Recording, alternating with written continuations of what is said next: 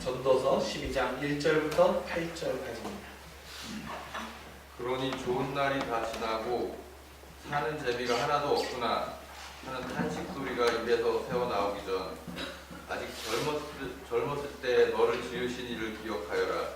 해와 달과 별이 빛을 잃기 전 비가 온 다음에 다시 구름이 몰려오기 전에 그를 기억하여라. 그날이 오면 두 팔은 다리가 후들거리는 수분장같이 되고 두 다리는 허리가 굽은 군인같이 되고 이는 맷돌 가는 여인처럼 빠지고 눈은 일손을 멈추고 창밖을 내다보는 여인들같이 흐려지리라. 거리 쪽으로 난 문이 닫히듯 귀는 먹어 방아소리 멀어져 가고 새소리는 들리지 않고 모든 노래소리도 들리지 않게 되리라. 그래서 언덕으로 오르는 일이 두려워지고 길에 나서는 일조차 겁이 나리라. 머리는 팥뿌리가 되고 양기가 떨어져 보약도 소용없이 되리라. 그러다가 영원히 집으로 돌아가면 사람들이 거리로 쏟아져 나와 애곡하리라. 은사슬이 끊어지면 금그릇이 떨어져 부서진다. 두루박끈이 끊어지면 물동이가 깨진다. 그렇게 되면 티끌로 된 몸은 땅에서 왔으니 땅으로 돌아가고 숨은 하느님께 받은 것이니 하느님께로 돌아가리라. 설교자는 말한다. 헛되고 또 헛되다. 모든 것이 헛되다. 아멘. 이 말씀 가운데 깨달음이 있기를 바랍니다. 불국사에 제가 지난번 다녀오고 나서 그때 아마 갔다 와서 말씀드렸을 거예요. 불국사라면은 비로자락을 모시는 비로준이 있고 그 밑에가 아미타전이 있습니다. 아미타라고 하는 이 아미타의 불상을 모신 곳인데 그 뜻을 제가 말씀드린 적이 있죠? 한번? 네. 우리가 보통 아미타라고 하는 것은 어디서 많이 듣습니까? 나무 아미타불 이렇게 부르잖아요. 그러니까 나무 아미타불이라고 하는 원효 대사가 어쨌든 너희들은 전부 다 극락에 가려면 계속 이 기도문만 계속 외워라. 그런 거예요. 나무 아미타불, 나무 아미타불. 이것만 기도만 해보면 너희들은 해탈하고 극락에 갈 수 있다. 이렇게 이제 가르쳤거든요. 이 아미타라고 하는 부처님은 어떤 분이냐? 사람들이 하도 불자들이 우리가 극락 가게 해주세요. 막 이렇게 기도하는 거가 너무 이기적이잖아요. 네. 사람들이 자기 하고 싶은 대로 하면서 기도할 때만 우리도 마찬가지 아닙니까? 우리도 자기 욕심은 다 부리면서 그러면서도 천당 가게 해주세요. 뭐 이거 가지고 이제 교회에서 얘기들을 하면 이건 잘못된 거죠. 그러니까 아미타님이 이런 기도를 싫어합니다. 그러니까 나무 아미타불이라고 이제 오히려 그것을 앞에 붙이면서 나무라고 하는 뜻이 아미타님과 함께 있는 곳에 가게 해주세요. 이렇게 이제 기도하는 거예요. 그러니까 그것은 다시 얘기하면 아미타라고 하는 자체가 극락을 얘기합니다. 그러니까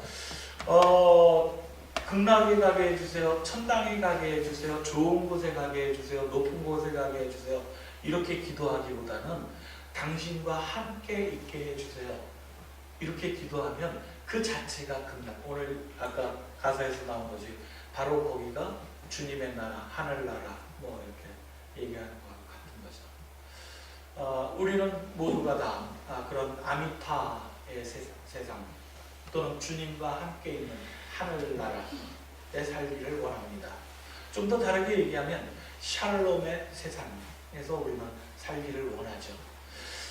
이 땅에서 살아갈 때에 우리는 이 땅이 그래서 샬롬하고 인사할 수 있는 그런 세상이 되어지길 바랍니다.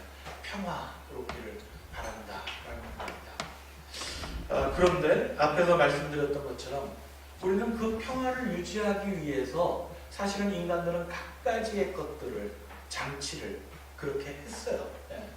그것이 어떤 정치의 시스템이든 경제 문화의 발전이든 사람들의 노력은 끊임없이 인류의 역사라고 하는 것은 우리가 살아가는 이 세상이 유토피아적인 하나님의 나라에 가까운 그 살기 좋은 세상이 만들려는 것 이것이 언제나 명분이었습니다.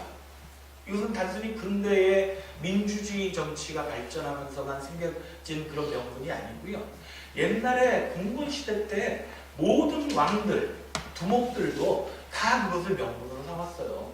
태평성대를 누리게 하는 것이 가장 최고의 왕이었고, 정치 지도자로서도 모든 인민들, 모든 국민들, 세상의 사람들의 평화, 발전 이런 것들을 위해서 명분을 내걸고 살아왔다는 거예요. 네.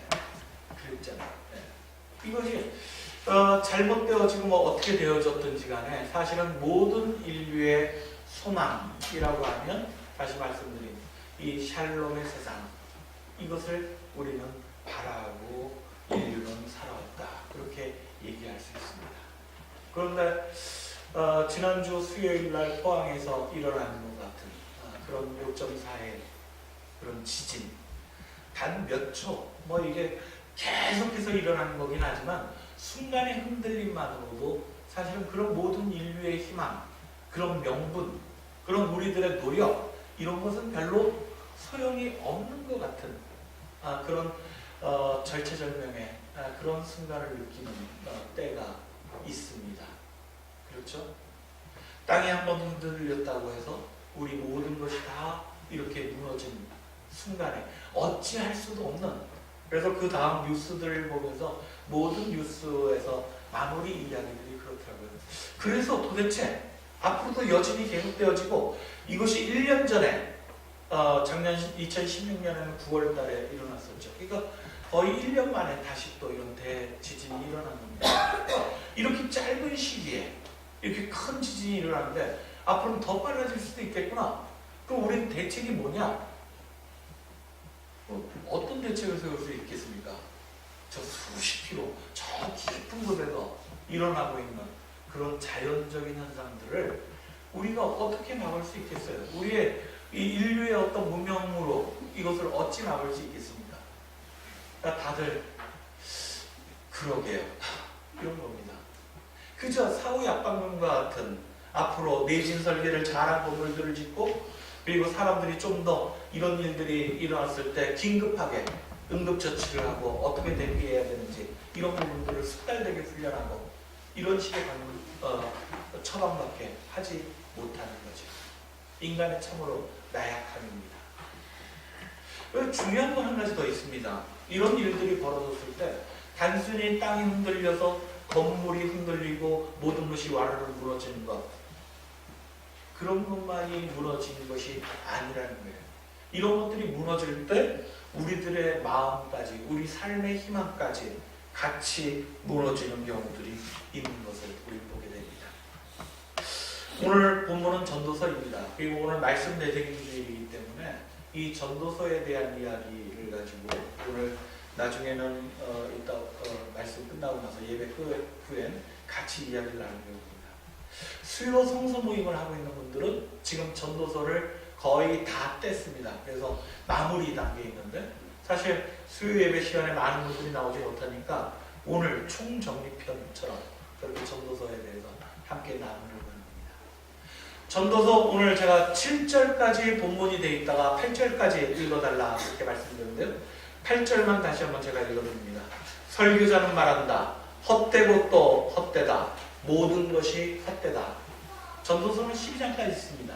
12장의 마지막 부분에 이 전도자, 지혜교사라고 이렇게 보는데요.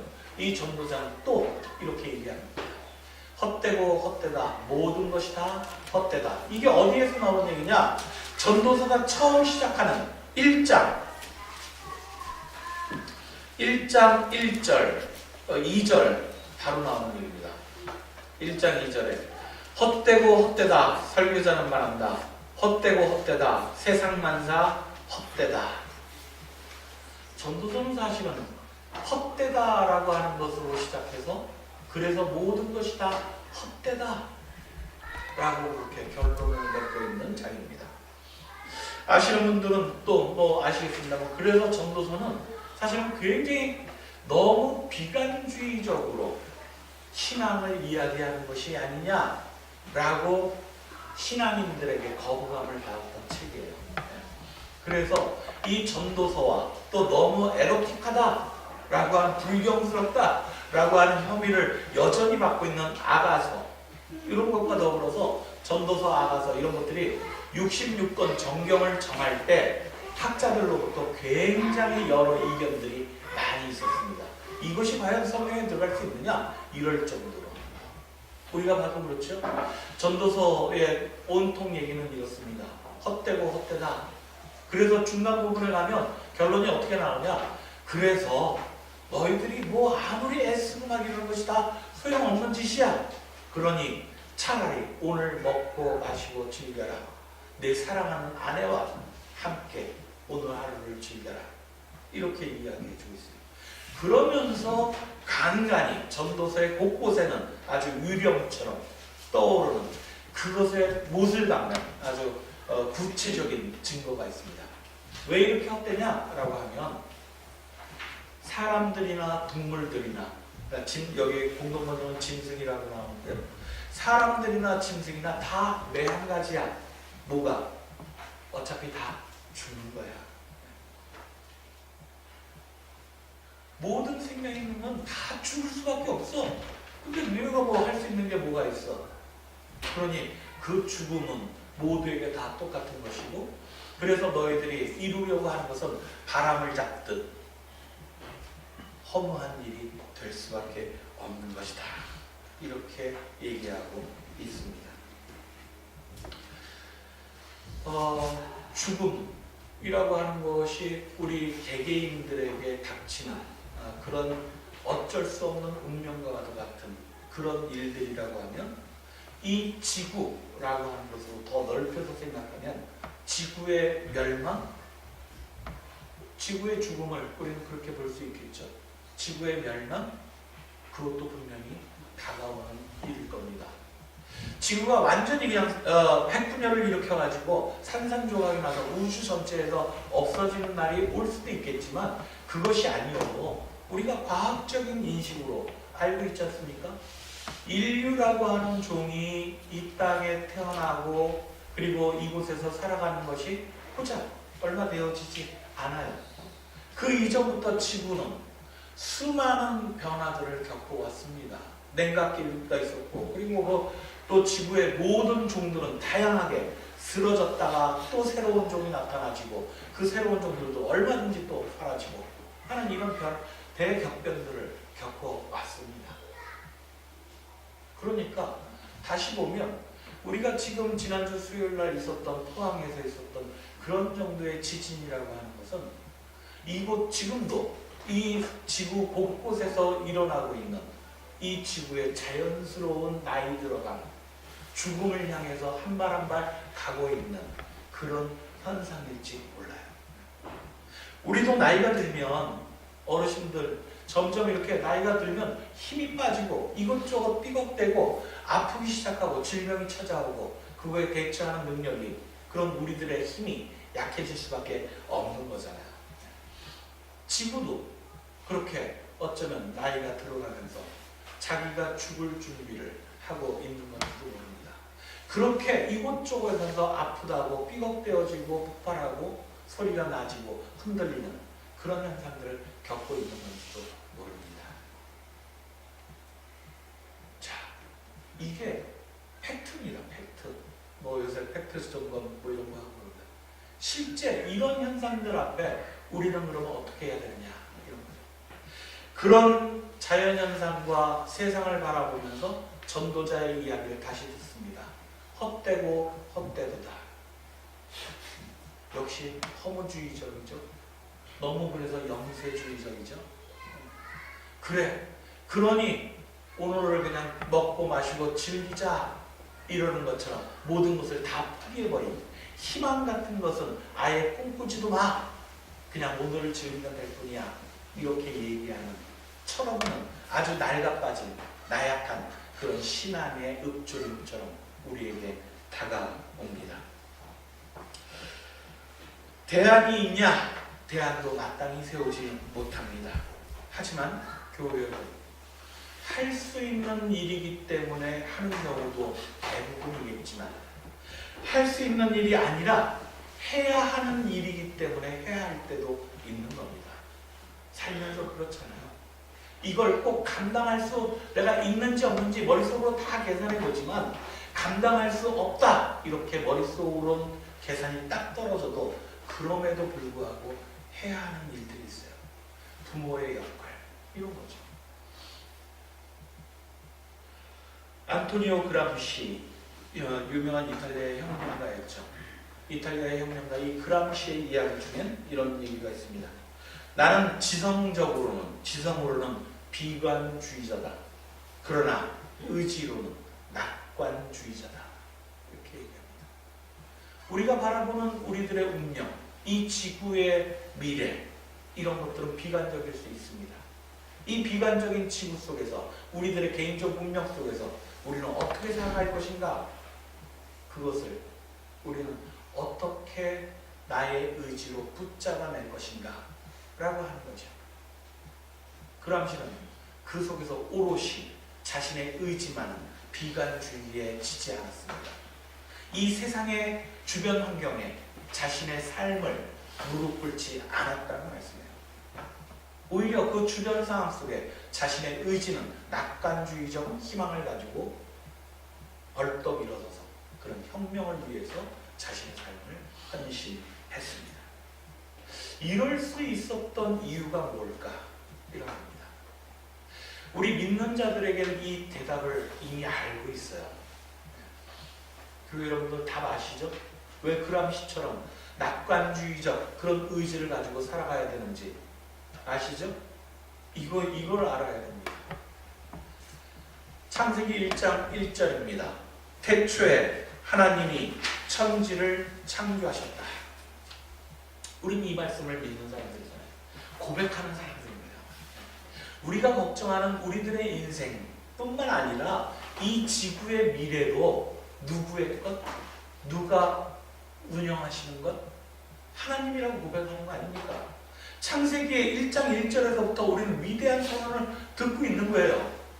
몸살이 나고 이것저것 질병이 들고 그래서 약해지고 부서지고 삐걱대는 소리가 나더라도 나의 생명은 하나님께서 이 땅에 내어주신 귀한 생명, 이거 고백하듯이 이 지구뿐만 아니라 온 우주 만물이 다 창조주 하나님께서 당신의 사랑과 감탄으로 그렇게 이루어내신 것이다.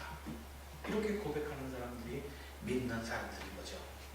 그래서 우리들은 이 하나님께서 주인 되시는, 창조주 되시는 하나님이시니 우리가 걱정한들 그것이 아무 소용없고 오히려 하나님의 뜻, 하나님의 결정으로 이루어지는 것이다. 우리는 그죠? 하나님 따라가는 그런 사람들이 되어야 된다. 이렇게 고백하는 거 아니겠습니까? 사실 인류는 그런 하나님에 대한 믿음이 약했는지 모릅니다. 그래서 낙관주의적 의지를 갖기보다는 우리는 비관주의적 지성에 더욱 기댔습니다. 그래서 우리 그 가운데 비관주의적 지성으로 사실은 어떤 일들을 했냐? 다른 모든 지구의 생명들을 함께 더불어 살리기보다는 우리 인간만을 위한 그런 인류의 역사 개발을 하기 시작한 거잖아요. 그래, 다른 종들은 다 없어져도 돼.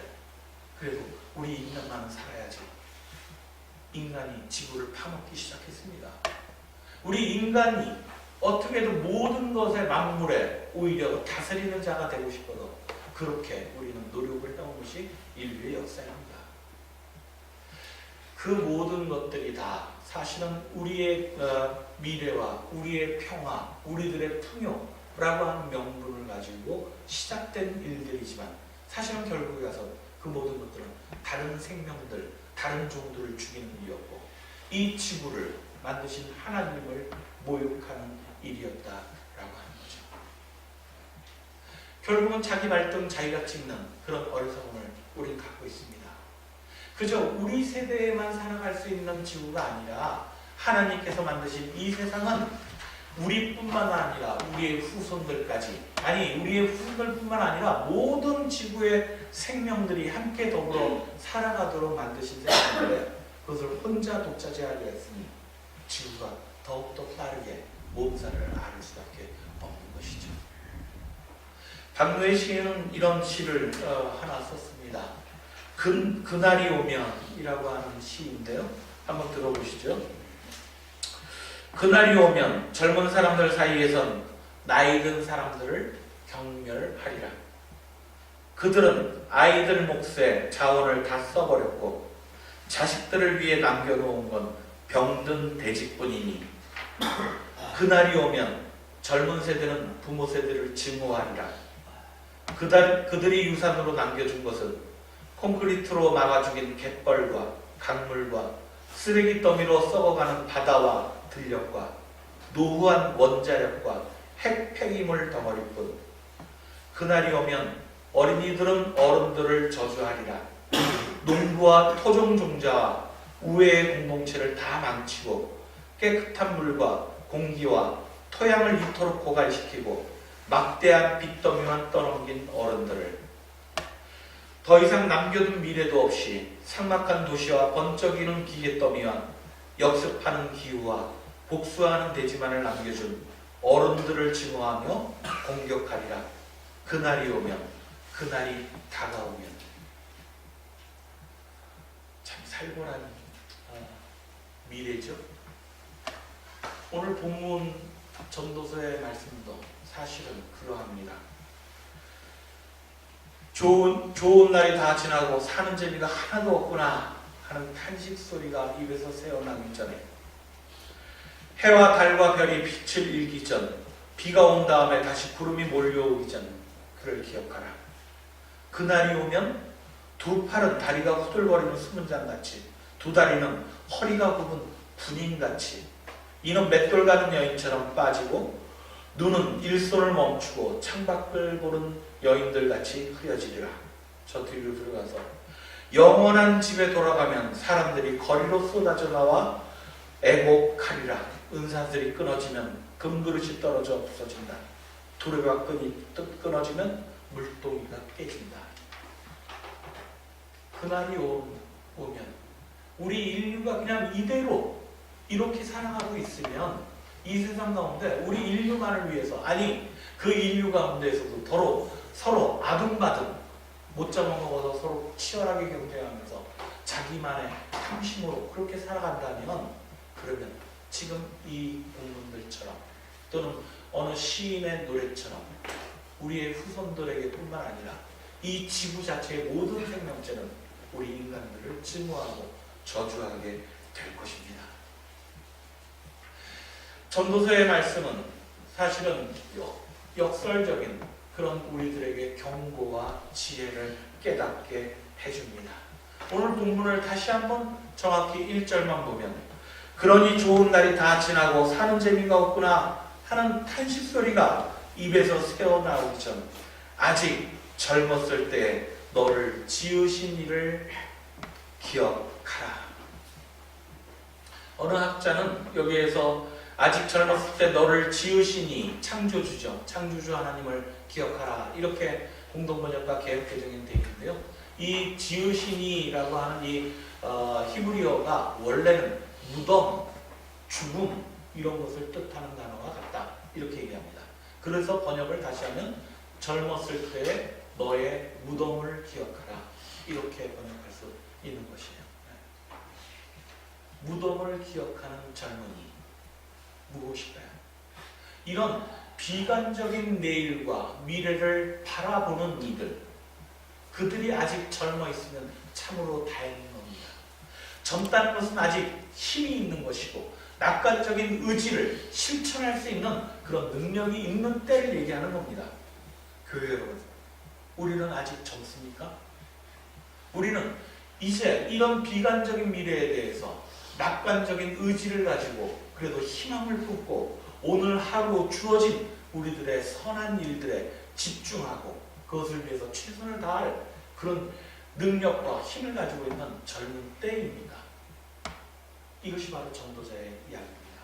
그래서 오늘 하루를 온전히 젊음의 열정으로, 젊음의 순수함으로, 젊음의 낙관적 의지로 그렇게 붙잡고 살아라 라고 하는 것이 전도자의 핵심이라고 하는 것이죠. 지평교회 여러분, 오늘 우리들은 어떤 일들을 하든지 간에 이 나약한 우리들의 의식에 지지 말고 오히려 젊음의 그런 열정을 가지고 낙관적인 그런 희망을 붙잡고 힘차게 나의 인생을 활짝 펴는 그런 삶을 살아갈 수 있기를 간절히 바랍니다. 세상이 주는, 그리고 세상이 가르쳐 보이는 그런 보장된 대가를 위해서 나의 하루를 노예처럼 저당 잡히고 사는 삶이 아니라 하나님을 바라보며 하나님께서 지으신 이 창조 세상을 하나님께서 회복하시리라 그렇게 믿고 간구하며 오늘 주어진 나의 일들이 무엇인지를, 그래서 어떤 세상의 것이 아닌 하나님의 것으로 이 세상을 다시 회복시키는 일꾼들이 되어지길 간절히 바랍니다. 오늘 예배를 마치고 나서 함께 말씀들을 나눌 때 여러분들, 우리 교우분들께서 나에게 주어진 오늘 하루의 하나님의 일, 그런 것들이 어떤 것이 있는지 구체적인 이야기들을 서로 나눌 수 있는 그런 시간이 되기를 간절히 바라면서 말씀을 함께 나눴습니다. 말씀을 기억하시며 함께 기도합니다.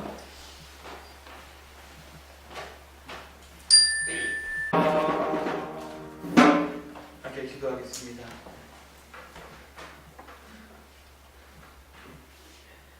이제는 폭풍 가운데 속에 잠잠하라 하시며 두려움에 떠는 이들을 위로하시고 또 다른 믿음의 세상으로 이끌어 주신 우리 주 예수 그리스도의 은혜와 하나님의 크신 사랑과 성령의 감동감화 역사하시니 지난 주간 땅의 흔들림으로 우리 일상도 함께 흔들려버린 이 땅의 모든 백성들, 하나님의 자녀들, 특별히 그곳 지역민들과 또 수많은 이 땅의 생명들 위해 지금부터 영원토록 함께해 주시옵기를 우리 주 예수님의 이름으로 간절히 축원하옵나이다.